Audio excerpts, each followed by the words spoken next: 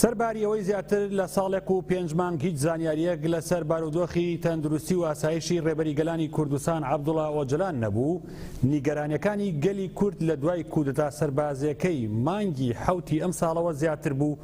بۆیە گەلی کورد لە هەر چوار بەشی کوردستان کەوتنە ناو چالاکیەوە بۆ ئەوەی کە زانیاری لەسەر ڕەوشی ئۆجلان بزانن و لە سیوێکی مانگی ڕابردوویش 50 سیاسەتمەداری دیاری باکووری کوردستان دەستیان بە چالاکی مانگرتن تا مردن لە خواردن کرد. بۆیە دەسڵاتدارانی ئاکەپە ناچار کران کە ڕێگە بە دیداری کە سوکاری ڕێبەری گەلانی کوردستان عەبدوڵڵا ئۆجلان بدات. دوێنێش مەمەد ئۆجلان لەگەڵ ئۆجلان دیداری ئەنجامدا. کاتژمێر 2 پاشنیوەڕۆی ئەمڕۆ مەمەد ئۆجلان کۆنگرێکی ڕۆژنامەوانی ئەنجامدا و ڕایگەیاند. دۆخی تەندروستی عەبدوڵڵا ئۆجلان باشە و ڕێبەری گەلانی کوردستان عەبدوڵڵا ئۆجلان پێی وتووە کاوان پرۆژەیان ئامادەیە ئەگەر دەوڵەت 2 کەس بنێرنە لای ئەوە لە ماوەی 6 مانگدا پرسەکانی وڵات چارەسەر دەکەن.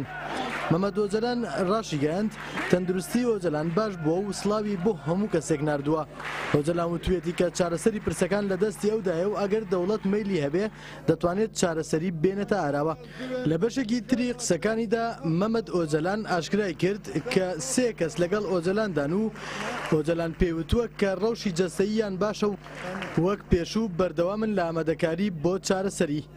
عەبدوڵڵا ئۆجلان ڕاشی گەیاندووە کە ئەگەر دەسەڵاتدارەتی ئاکەپە بیانەوێ بە ماوەی 6 مانگ تەواوی پرسەکانی تورکیا و باکووری کوردستان چارەسەر دەبن. وتوشێتی پرسی کورد پرسی 150 بۆ 200 ساڵە و ڕۆژانە 30 مرۆڤ دەمرن. ئەگەر دەوڵەت جددی بووایەوە ئەوەندە مرۆڤ نەدەمردن. ئەم وڵاتە شایەنی ئەوە نەبوو دەبێ مرۆڤە خاوەن ویژدانەکان بیر لەمە بکەنەوە. ڕێبەری گەلانی کوردستان عەبدوڵڵا ئۆجلان پێشنیاری کردووە کە حکومەت 2 کەس بنێرنە لای و دەست بە پرۆسەی چارەسەری بکەنەوە چونکە نابێ ئیتر بەردەوام بین لەسەر شەڕ و خوێنڕشتن.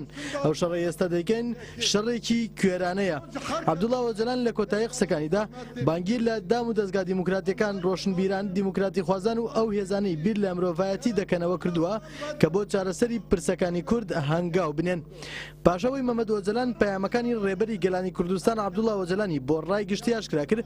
هاوسەرۆکی گشتی کەجەدە لەیلا گوڤەن وتەیەکی پێشکەش کرد و ڕایگەیاند کۆتایی بە مانگرتن لە خواردن تا مردن دێنین، بەڵام بەرخۆدانەکانمان بۆ ئازادی ئۆجلان و ڕاگرتنی هەڵمەتی لابردنی شارەداریە کوردەکانی باکوور بەگوورتر دەکەین.